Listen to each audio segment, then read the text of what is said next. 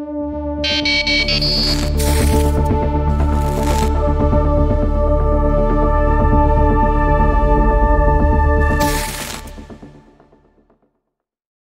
close up shop at 7:30 p.m. Eastern. Nashville Predators 7-10-0, 2-6-0 away at the Detroit Red Wings, 5-12-3, 3-5-2 at home. Little Caesars Arena in Detroit, Michigan. Pekka Rinne, I expect to be in net, 4-5-0. UC Saros has looked awful this year. I expect Rinne between the pipes, 2.65 goals against average, 907 save percentage. And I expect Bernier to be between the pipes. Greiss has looked good at times, and I know he got shelled 2 games back and was pulled.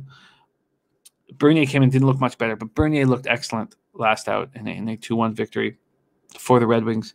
And there's no getting around at Greiss's record. I don't have it in front of me. I believe it's 1-9, and Bernier's 4-2-0, 2.74 goals against average, 910 save percentage. But if it's Greiss, that's fine. Bernier, it's fine. The under 5.5 that I'm betting isn't relied upon who is between the pipes for the Detroit Red Wings. The Preds power play 15%. Their penalty killing 68.3%. Wings power play 6.5%, and their penalty killing 71.9%. Special teams such an important part of betting in NHL. And I, in the past or often, wouldn't want to take an under 5.5 when penalty killing is so weak.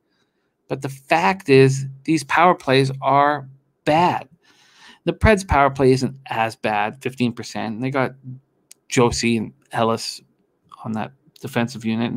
And I know Johansson's not there, who is good on the power play, but they have Matt Duchene, who just is only useful on the power play, a guy afraid to play in the dirty areas, but you give him some space, he can still be dangerous. The Wings power play 6.5%. It's the worst in the league. So I would like to do nothing more than to fade the Predators here without Ryan Johansson and with Matthias Ekholm also out of the lineup.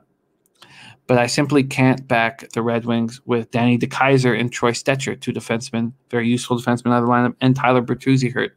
I can't take them to win. I want to, but I can't.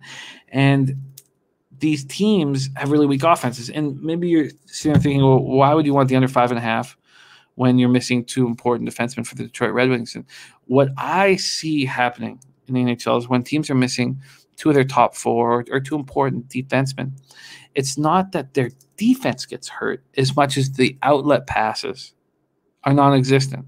And with the top defensemen knowing that they're going to have to play 25 or 30 minutes due to injuries, they become more conservative. It becomes dump and chase hockey with no stretch passes and conservative play. So when teams lose their two of their top 4 or 5 defensemen, I will often hammer unders and have a very high ROI when I do that. But 2 really weak offenses. We're getting a 5.5. The Wings average 1.95 goals a game. The Predators average 2.17, and we're getting a 5.5. This 5.5 is at minus 115 right now at Bet365. Come puck drop, it'll be minus 130. Matt Duchene, we already spoke about him. He had the opportunity to step into that number 1 center role vacated by the Brian Johansson injury, and he couldn't do it because he's got no heart. He couldn't. What a chance for him to resurrect something out of his shit career he's had, and he couldn't do it. Mikhail Granlund has taken that top spot. What a waste of talent for Duchene. What a fucking bum. Now, their defense after Roman Josi and Ryan Ellis is a car fire. It's terrible. Their second-line unit of Ben Harper and Dante Fabro is rated as the worst second unit in the National Hockey League. Their third-string unit of Mark Borowiecki and Matt Benning is the second worst third unit in the NHL. I wish I could fade them. I wish I could. And those of you doing it, I get it. I'm not. I'm going to take the under 5.5 at minus 115.